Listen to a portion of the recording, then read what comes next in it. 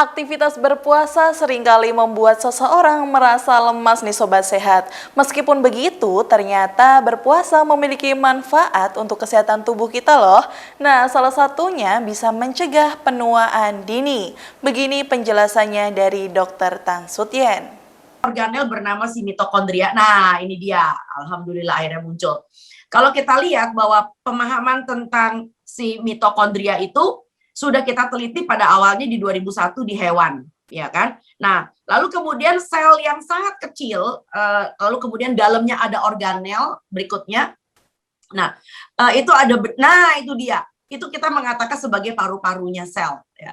Di dalamnya itu ada berbagai macam peralatan. Ya itu kalau satu sel kita keluarkan bentuknya seperti yang bulat besar itu.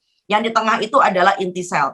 Lalu kita punya satu kecil organ yang kecil yang kita keluarkan di situ, nah yang warnanya hijau, nah anggap aja warnanya hijau, itu disebut sebagai mitokondria. Nah, lalu kemudian di dalam mitokondria itu terdapat gen. Nah, ada gen yang namanya sirtuin.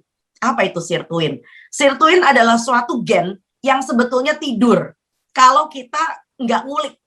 Nah, diuliknya dengan apa? Kalau kita sebetulnya puasa. Nah, sirtuin itu mempunyai berbagai macam jenis. Kalau boleh kita lanjutkan paparannya.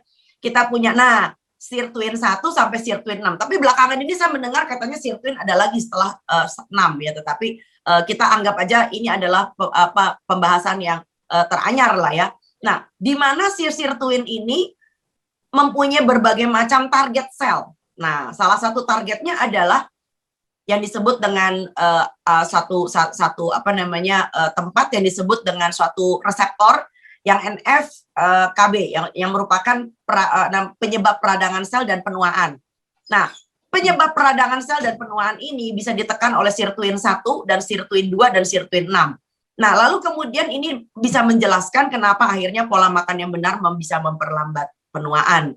Ya, jadi sirtuin ini hanya bisa kita aktivasi kalau orang ini mengalami sedikit defisit kalori. Nah, itu sudah diperhatikan dalam beberapa penelitian. Boleh gambarnya berikutnya lagi, kita masukin lagi.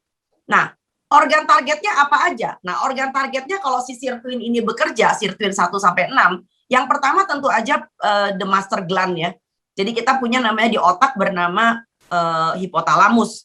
Nah, hipotalamus itu adalah kelenjar di dalam otak yang boleh dibilang jadi kayak panel pengatur. Nah, hipotalamus akan memerintahkan kepada hipofise, hipofise akan memerintahkan kepada kita punya kelenjar hormon yang mengatur kelenjar gondok, yang mengatur kelenjar kelamin, yang mengatur semua kelenjar yang menghasilkan hormon.